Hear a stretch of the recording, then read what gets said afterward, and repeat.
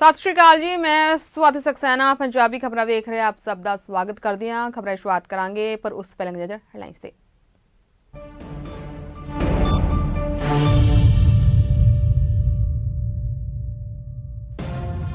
ਖੇਤੀ ਕਾਨੂੰਨਾਂ ਦੀ ਵਿਰੋਧਤਾ ਦਰਮਿਆਨ ਪੰਜਾਬ ਦੀਆਂ 30 ਕਿਸਾਨ ਜਥੇਬੰਦੀਆਂ ਵੱਲੋਂ ਵੱਡਾ ਐਲਾਨ। ਕੇਂਦਰ ਸਰਕਾਰ ਨਾਲ ਅੱਜ ਮੀਟਿੰਗ ਵਿੱਚ ਸ਼ਮੂਲੀਅਤ ਕਰਨਗੀਆਂ ਕਿਸਾਨ ਜਥੇਬੰਦੀਆਂ। ਦਿੱਲੀ ਜਾਣਗੇ ਕਿਸਾਨ ਆਗੂ। ਕਾਂਗਰਸ ਦੇ ਸਾਬਕਾ ਪ੍ਰਧਾਨ ਰਾਹੁਲ ਗਾਂਧੀ ਨੇ ਦੇਸ਼ ਦੀ ਆਰਥਿਕਤਾ ਸਥਿਤੀ ਨੂੰ ਲੈ ਕੇ ਪ੍ਰਧਾਨ ਮੰਤਰੀ ਮੋਦੀ ਦੀਆਂ ਨੀਤੀਆਂ ਦੀ ਕੀਤੀ ਆਲੋਚਨਾ। ਭਾਰਤ ਦੇ ਇਤਿਹਾਸ ਵਿੱਚ ਪਹਿਲੀ ਵਾਰ ਆਈ ਆਰਥਿਕ ਮੰਦੀ। ਪਾਕਿਸਤਾਨੀ ਫੌਜ ਨੇ ਜੰਮੂ ਕਸ਼ਮੀਰ ਦੇ ਪੂਨਾ ਜ਼ਿਲ੍ਹੇ ਵਿੱਚ ਕੰਟਰੋਲ ਰੇਖਾ ਦੇ ਨੇੜੇ 3 ਸੈਕਟਰਾਂ ਵਿੱਚ ਕੀਤੀ ਗੋਲੀਬਾਰੀ। ਭਾਰਤੀ ਫੌਜ ਨੇ ਪ੍ਰਭਾਵੀ ਢੰਗ ਨਾਲ ਕੀਤੀ ਜਵਾਬੀ ਕਾਰਵਾਈ।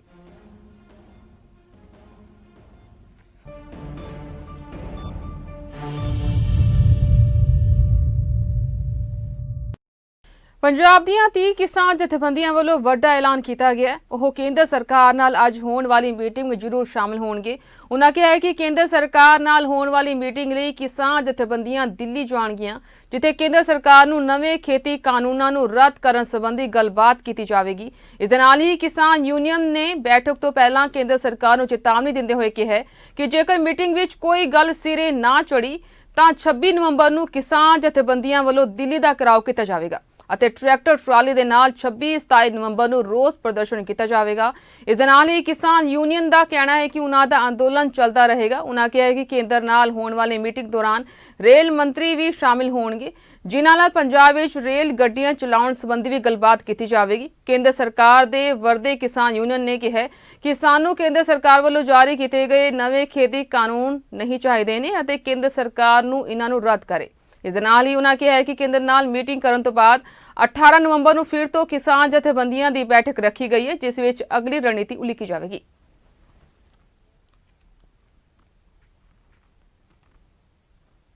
ਕਾਂਗਰਸ ਦੇ ਸਾਬਕਾ ਪ੍ਰਧਾਨ ਰਾਹੁਲ ਗਾਂਧੀ ਨੇ ਟਵੀਟ ਰਾਹੀਂ ਦੇਸ਼ ਦੀ ਆਰਥਿਕ ਸਥਿਤੀ ਨੂੰ ਲੈ ਕੇ ਪ੍ਰਧਾਨ ਮੰਤਰੀ ਮੋਦੀ ਦੀਆਂ ਨੀਤੀਆਂ ਦੀ ਆਲੋਚਨਾ ਕੀਤੀ ਹੈ। ਰਾਹੁਲ ਗਾਂਧੀ ਨੇ ਕਿਹਾ ਕਿ ਭਾਰਤ ਪਹਿਲੀ ਵਾਰ ਆਰਥਿਕ ਮੰਦੀ ਦੀ ਲਪੇਟ ਵਿੱਚ ਆਇਆ। ਕਾਂਗਰਸ ਨੇਤਾ ਨੇ ਇਸ ਦੇ ਨਾਲ ਹੀ ਇੱਕ ਖਬਰ ਵੀ ਪੋਸਟ ਕੀਤੀ, ਜਿਸ ਵਿੱਚ ਕਿਹਾ ਗਿਆ ਹੈ ਕਿ ਰਿਜ਼ਰਵ ਬੈਂਕ ਦੇ ਅਨੁਮਾਨ ਅਨੁਸਾਰ ਜੁਲਾਈ ਤੋਂ ਸਤੰਬਰ ਵਿੱਚ ਸਰਕਲ ਘਰੇਲੂ ਉਤਪਾਦ 8.3% ਰਹਿ ਜਾਵੇਗੀ ਅਤੇ ਦੇਸ਼ ਤਕਨੀਕੀ ਤੌਰ ਤੇ ਮੰਦੀ ਦੀ ਲਪੇਟ ਵਿੱਚ ਆ ਜਾਵੇਗਾ। ਰਾਹੁਲ ਇਸ ਤੋਂ ਪਹਿਲਾਂ ਵੀ GST, ਨੋਟਬੰਦੀ ਅਤੇ ਬੇਰੁਜ਼ਗਾਰੀ ਨੂੰ ਲੈ ਕੇ ਮੋਦੀ ਸਰਕਾਰ ਤੇ ਹਮਲਾਵਰ ਰਹੇ ਨੇ।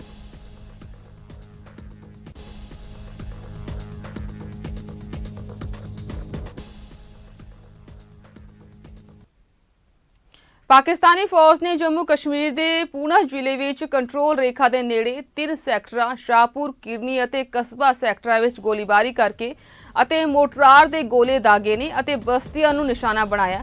ਅਧਿਕਾਰੀ ਨੇ ਕਿਹਾ ਹੈ ਕਿ ਭਾਰਤੀ ਫੌਜ ਨੇ ਪ੍ਰਭਾਵੀ ਢੰਗ ਨਾਲ ਜਵਾਬੀ ਕਾਰਵਾਈ ਕੀਤੀ ਹੈ। ਅਧਿਕਾਰੀ ਨੇ ਕਿਹਾ ਹੈ ਕਿ ਬੀਤੀ 1 ਅਕਤੂਬਰ ਨੂੰ ਪੂਨਾ ਜ਼ਿਲ੍ਹੇ ਦੇ ਕ੍ਰਿਸ਼ਨਾ ਘਾਟੀ ਖੇਤਰ ਵਿੱਚ LOC ਦੇ ਕੋਲ ਪਾਕਿਸਤਾਨ ਫੌਜ ਨੇ ਭਾਰੀ ਗੋਲੀਬਾਰੀ ਕੀਤੀ ਸੀ, ਜਿਸ ਵਿੱਚ ਫੌਜ ਦਾ ਇੱਕ ਜਵਾਨ ਸ਼ਹੀਦ ਹੋ ਗਿਆ ਸੀ ਅਤੇ ਇੱਕ ਹੋਰ ਜ਼ਖਮੀ ਹੋਇਆ ਸੀ।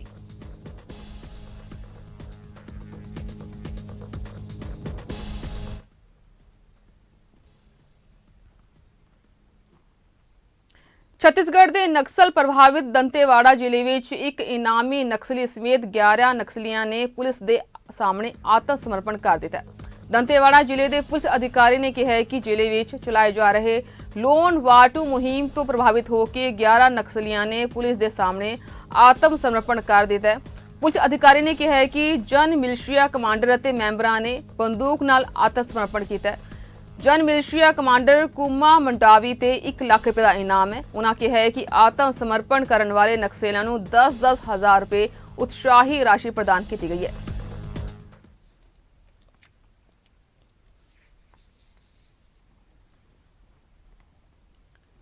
ਰਾਸ਼ਟਰੀ ਰਾਜਧਾਨੀ ਦਿੱਲੀ ਵਿੱਚ ਹਵਾ ਦੀ ਗੁਣਵੱਤਾ ਵੀਰਵਾਰ ਨੂੰ ਬੇहद ਖਰਾਬ ਸ਼੍ਰੇਣੀ ਵਿੱਚ ਦਰਜ ਕੀਤੀ ਗਈ ਹੈ। ਮਹਾਰਾਣਾ ਦਾ ਕਹਿਣਾ ਹੈ ਕਿ ਸਥਿਤੀ 2 ਦਿਨ ਪਹਿਲਾਂ ਦੀ ਤੁਲਨਾ ਵਿੱਚ ਕਾਫੀ ਬਿਹਤਰ ਹੈ, ਜਦੋਂ ਪ੍ਰਦੂਸ਼ਣ ਦਾ ਪੱਧਰ ਐਮਰਜੈਂਸੀ ਤੋਂ ਵੀ ਉੱਪਰ ਪਹੁੰਚ ਗਿਆ ਸੀ। ਸਰਕਾਰੀ ਏਜੰਸੀਆਂ ਅਤੇ ਮੌਸਮ ਮਹਾਰਾ ਨੇ ਕਿਹਾ ਹੈ ਕਿ ਹਵਾ ਦੀ ਦਿਸ਼ਾ ਉੱਤਰੀ ਪੱਛਮੀ ਤੋਂ ਬਦਲ ਕੇ ਉੱਤਰੀ ਪੱਛਮੀ ਵੱਲ ਹੋਣ ਨਾਲ ਪ੍ਰਦੂਸ਼ਣ ਪੱਧਰ ਵਿੱਚ ਗਿਰਾਵਟ ਦਰਜ ਕੀਤੀ ਗਈ ਹੈ।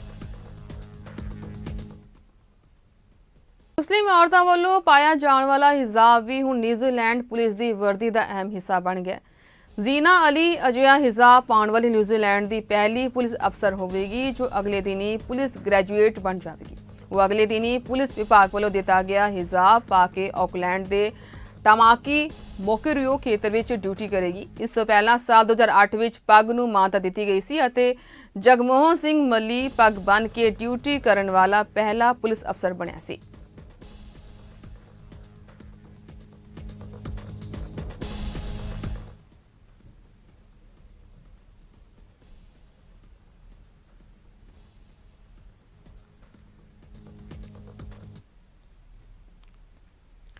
ਜਾਗੋ ਪਾਰਟੀ ਦੇ ਪ੍ਰਧਾਨ ਮਨਜੀਤ ਸਿੰਘ ਜੀਕੇ ਅਤੇ ਉਸ ਦੇ ਦੋਸਤ ਦੇ ਨਾਲ ਪੀਏ ਜੀਵਨਜੋਤ ਸਿੰਘ ਦੇ ਖਿਲਾਫ ਧਾਰਾ 420 ਸੈਕਸ਼ਨ 7 ਭ੍ਰਿਸ਼ਟਾਚਾਰ ਦੀ ਰੋਕਥਾਮ ਐਕਟ 409 464 ਝੂਠੇ ਦਸਤਾਵੇਜ਼ ਬਣਾਉਣ ਲਈ ਜਾਲਸਾਜ਼ੀ 463 1988 13 ਧੋਖਾਧੜੀ ਲਈ 1.25 ਕਰੋੜ ਗਬਨ ਕਈ ਹਜ਼ਾਰ ਡਾਲਰ ਵਿਦੇਸ਼ੀ ਕਰੰਸੀ ਲਈ FIR ਦਰਜ ਕੀਤੀ ਹੈ। ਉਹਨਾਂ ਨੂੰ ਅਦਾਲਤ ਨੇ ਦੋਸ਼ੀ ਕਰਾਰ ਦਿੱਤਾ ਸੀ।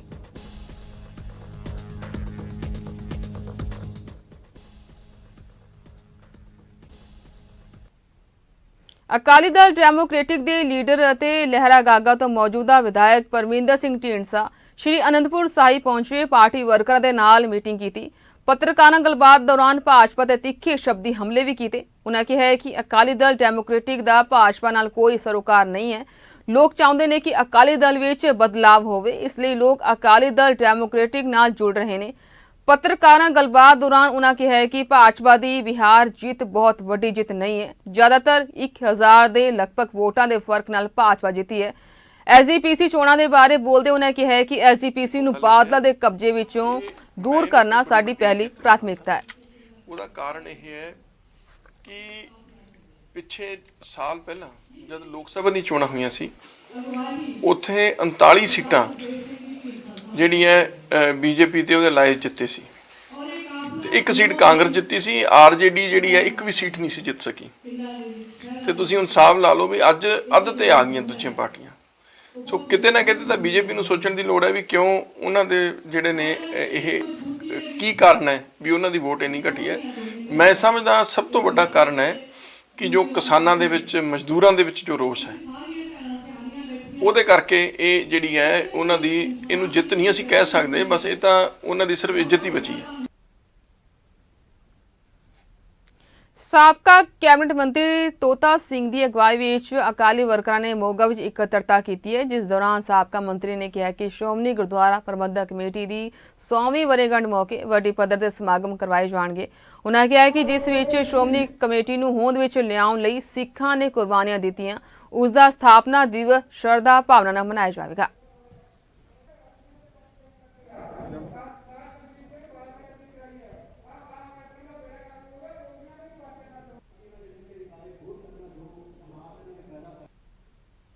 ਪਟਿਆਲਾ ਪੁਲਿਸ ਵੱਲੋਂ ਇੱਕ ਚੈਕਿੰਗ ਅਭਿਆਨ ਚਲਾਇਆ ਜਾ ਰਿਹਾ ਹੈ, ਜਿਸ ਵਿੱਚ ਸਖਤੀ ਨਾਲ ਵਾਹਨਾਂ ਦੀ ਚੈਕਿੰਗ ਕੀਤੀ ਜਾ ਰਹੀ ਹੈ। ਜਿਹੜੇ ਬਾਜ਼ਾਰ ਵਿੱਚ ਭੀੜ ਜ਼ਿਆਦਾ ਹੁੰਦੀ ਵਿਖਾਈ ਦਿੱਤੀ ਹੈ ਉੱਥੇ ਵਿਸ਼ੇਸ਼ ਤੌਰ ਤੇ ਟ੍ਰੈਫਿਕ ਮੁਲਾਜ਼ਮ ਤਾਇਨਾਤ ਕੀਤੇ ਗਏ ਨੇ ਜੋ ਲੋਕਾਂ ਦੇ ਵਾਹਨਾਂ ਦੀ ਚੈਕਿੰਗ ਕਰਦੇ ਨੇ। ਉੱਥੇ ਹੀ ਪਟਿਆਲਾ ਦੇ ਲੀਲਾ ਭਵਨ ਚੌਕ ਵਿੱਚ SSP ਪਟਿਆਲਾ ਵਿਕਰਮਜੀਤ ਦੁਗਲ ਵੱਲੋਂ ਵਾਹਨਾਂ ਦੀ ਚੈਕਿੰਗ ਕੀਤੀ ਗਈ ਅਤੇ ਚਲਾਨ ਕੱਟੇ ਗਏ। ਉਹਨਾਂ ਗੱਲਬਾਤ ਕਰਦੇ ਕਿਹਾ ਕਿ ਜਿਹੜੇ ਲੋਕ ਕਾਨੂੰਨ ਦੀ ਉਲੰਘਣਾ ਕਰਦੇ ਨੇ ਉਹਨਾਂ ਤੇ ਪਟਿਆਲਾ ਪੁਲਿਸ ਵੱਲੋਂ ਸਖਤ ਕਾਰਵਾਈ ਕੀਤੀ ਜਾਵੇਗੀ।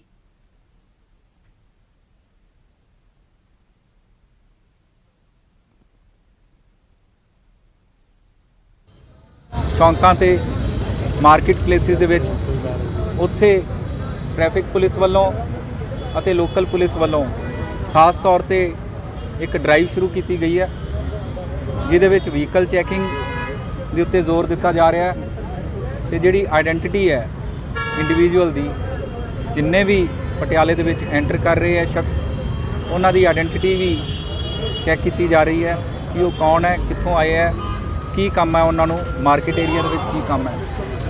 ਇਹਦੇ ਨਾਲ ਮੈਂ ਆਸ ਕਰਦਾ ਕਿ ਪਟਿਆਲਾ ਵਾਸੀਆਂ ਨੂੰ ਬਹੁਤ ਜ਼ਿਆਦਾ ਇੱਕ ਕੌਨਫੀਡੈਂਸ ਮਿਲੂਗਾ ਤੇ ਤਿਉਹਾਰ ਬੜੀ ਖੁਸ਼ੀ ਨਾਲ ਤੇ ਅਮਨ ਤੇ ਚੈਨ ਨਾਲ ਮਨਾਉਣ ਦਾ ਮੌਕਾ ਮਿਲੂਗਾ। ਪੰਜਾਬ ਵਿੱਚ ਕਰੋਨਾ ਦੇ ਮਰੀਜ਼ਾਂ ਵਿੱਚ ਕਾਫੀ ਕਮੀ ਨਜ਼ਰ ਆ ਰਹੀ ਹੈ। ਪੰਜਾਬ ਵਿੱਚ ਪਿਛਲੇ 24 ਘੰਟੇ ਦੌਰਾਨ ਕਰੋਨਾ ਕਾਰਨ 23 ਮੌਤਾਂ ਹੋਈਆਂ ਨੇ, ਜਦੋਂ ਕਿ 692 ਨਵੇਂ ਕੇਸ ਸਾਹਮਣੇ ਆਏ ਨੇ, ਜਦੋਂ ਕਿ ਸੂਬੇ ਵਿੱਚ ਹੁਣ ਤੱਕ ਕੁੱਲ ਪੋਜ਼ਿਟਿਵ ਮਰੀਜ਼ਾਂ ਦੀ ਗਿਣਤੀ 1,39,869 ਹੋ ਗਈ ਹੈ।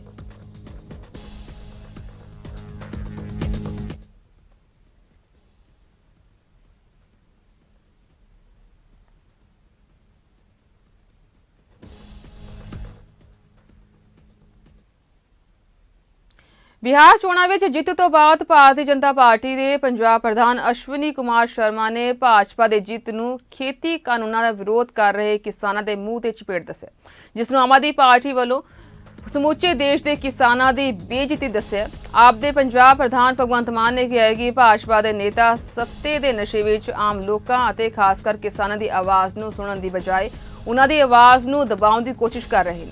उन्होंने कहा कि किसानी के मौजूदा मुद्दे बहुत गंभीर ने, जिस उत्ते देश और खास तौर पर पंजाब सूबे का भविख टिकिया होया है।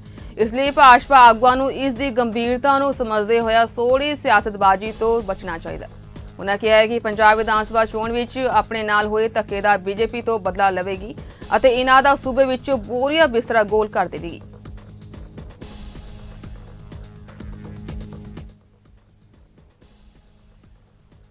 ਸਰਬੱਤ ਦਾ ਭਲਾ ਚੈਰੀਟੇਬਲ ਟਰਸਟ ਦੇ MD doctor SP Singh Oberoi ਨੇ ਪਿੰਡ ਨੰਗਲ ਅਬਿਆਣਾ ਵਿਖੇ ਇੱਕ ਗਰੀਬ ਪਰਿਵਾਰ ਨੂੰ ਘਰ ਦੀਆਂ ਚਾਬੀਆਂ ਸੌਂਪੀਆਂ ਨੇ। ਨੂਰਪੁਰ ਬੇਦੀ ਵਿਖੇ ਗੱਲਬਾਤ ਕਰਦਿਆਂ ਢਾਡੀ ਸਭਾ ਸ਼੍ਰੀ ਅਨੰਦਪੁਰ ਸਾਹਿਬ ਦੇ ਪ੍ਰਧਾਨ ਇੰਟਰਨੈਸ਼ਨਲ ਢਾਡੀ ਮਨਜੀਤ ਸਿੰਘ ਅਬਿਆਣਾ, ਉਹਨਾਂ ਦੇ ਛੋਟੇ ਭਰਾ ਪਰਮਜੀਤ ਸਿੰਘ ਲੁਧਿਆਣਾ ਨੇ ਦੱਸਿਆ ਕਿ ਪਿਛਲੇ ਦਿਨੀ ਉਹਨਾਂ ਆਪਣੇ ਪਿੰਡ ਵਿੱਚ ਇੱਕ ਗਰੀਬ ਵਿਧਵਾ, ਅੰਗਹੀਣ ਅਤੇ 3 ਧੀਆਂ ਦੀ ਮਾਂ, ਜੋ ਪਿੰਡ ਵਿੱਚ ਕਿਸੇ ਦੇ ਘਰ ਬਿਨਾਂ ਬਿਜਲੀ ਤੋਂ ਰਹਿ ਰਹੀ ਸੀ, उस परिवार की मदद करने लई असीं दोवें भरावां ने गरीबां दे मसीहा मन्ने जांदे डॉक्टर एसपी सिंह ओबराए की मदद लई गुहार लगाई सी। उन्हां दी बेनती नूं मंनदे होया डॉक्टर ओबराए अबियाणा उन्हां दे घर विशेष तौर ते पहुंचे अते उस औरत दे मकान बनाउण लई जिस घर विच ओह पहलां तो रह रही सी ओह मुੱਲ ਲੈ ਕੇ दे दिता अते नाल ही उस दी रजिस्ट्री कराउण लई मनजीत सिंह अबियाणा दी ड्यूटी लगाई। मकान की रजिस्ट्री होने उपरंत मकान नूं नवां तैयार किया गया, जिस दियां चाबियां डॉक्टर एसपी सिंह ओबराए ने पिंड अबियाणा के गुरु घर विच आके उस औरत नूं सौंपियां ने।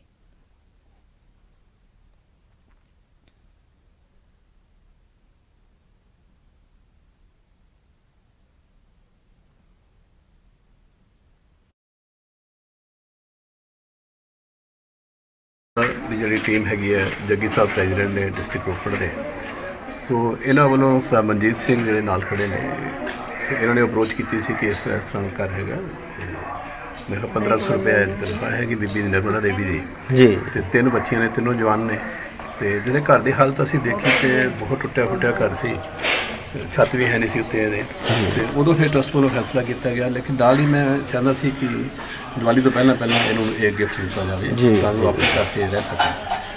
ਉਸੇ ਵੇਲੇ ਅਸੀਂ ਮਨਜੀਤ ਸਿੰਘ ਨੂੰ ਕਿਹਾ ਕਿ ਤੁਸੀਂ ਜਿਹੜੀ ਮਾਲਕ ਹੈ ਇਹਦੀ, ਮੈਨੂੰ ਲੱਗਿਆ ਸੀ ਪਤਾ ਕਿ ਉਹ ਮਕਾਨ ਵੇਚਣਾ ਚਾਹੁੰਦੀ ਸੀ ਜੀ, ਅਸੀਂ ਨਾਲ ਹੀ ਗੱਲਬਾਤ ਕੀਤੀ, ਜਿੰਨੇ ਪੈਸੇ ਉਹਨੇ ਮੰਗੇ 2,20,000 ਰੁਪਇਆ ਮੰਗਿਆ ਉਹਨੇ ਉਸ ਵੇਲੇ ਜੀ, ਮੈਂ ਚੈੱਕ ਨਾਲ ਲਿਆ ਸੀਗਾ, ਅਸੀਂ ਉਸੇ ਵੇਲੇ ਚੈੱਕ ਕੱਟ ਕੇ ਉਹਨੂੰ ਦੇ ਕੇ ਤੇ ਕੁਝ ਦਿਨਾਂ ਵਿੱਚ ਜਿਹੜੇ ਸੀ ਪੇਪਰ ਤਿਆਰ ਕਰਕੇ ਤੇ ਇਹਨਾਂ ਦੇ ਨਾਲ ਲਵਾ ਕੇ ਸਾਰਾ ਉਹਦੇ ਉੱਤੇ ਗਏ। ਉਸ ਤੋਂ ਬਾਅਦ ਫਿਰ ਜਿਹੜਾ ਇਹਦੀ ਰਿਪੇਅਰ ਹੋਣੀ ਸੀ ਸਾਰੀ ਮੇਨਟੇਨੈਂਸ ਦਾ, ਦੇ ਬਿਜਲੀ ਪਾਣੀ ਦਾ ਕਨੈਕਸ਼ਨ ਹੈ ਨਹੀਂ ਸੀ, ਇਹਦੇ ਵਾਸ਼ਰੂਮ ਹੈ ਨਹੀਂ ਸੀਗੇ, ਸੋ ਇਹ ਸਾਰੀਆਂ ਜਿਹੜੀ ਸੁਵਿਧਾ ਦੇ ਦਿੱਤੀ ਗਈ ਹੈ। ਅੱਜ ਮੈਂ ਆਇਆ ਇੱਥੇ ਦੇਖਿਆ ਕਿ ਇਹਨਾਂ ਦੇ ਚਿਹਰੇ 'ਤੇ ਸਾਰੀ ਕਾਫੀ ਖੁਸ਼ੀ ਹੈ, ਸੋ ਟਰਸਟ ਨੂੰ ਮੈਨੂੰ ਵੀ ਬੜੀ ਖੁਸ਼ੀ ਹੈ ਕਿ ਅਸੀਂ ਦੀਵਾਲੀ ਦੇ ਉੱਤੇ ਇਹਨਾਂ ਨੂੰ ਗਿਫਟ ਕਰ ਪਾਉਂਦੇ, ਅੱਜ ਕਹਿ ਸਕਦੇ ਨੇ ਕਿ ਸਾਡਾ ਆਪਣਾ ਘਰ ਹੈ। पुलिस थाना कीरतपुर साहिब अधीन आउंदी पुलिस चौकी भरतगढ़ की पुलिस पार्टी वालों एक गुप्त सूचना के आधार पर मोटरसाइकिल चोर गिरोह के 2 मैंबरों को 2 मोटरसाइकिलों समेत काबू करने में सफलता हासिल की गई है। जिस संबंधी जानकारी दिंदे भरतगढ़ पुलिस चौकी के इंचार्ज रणजीत सिंह ने दस्सिया कि उन्होंने गुप्त सूचना मिली सी, जिस के आधार पर दोषियों को काबू किया गया।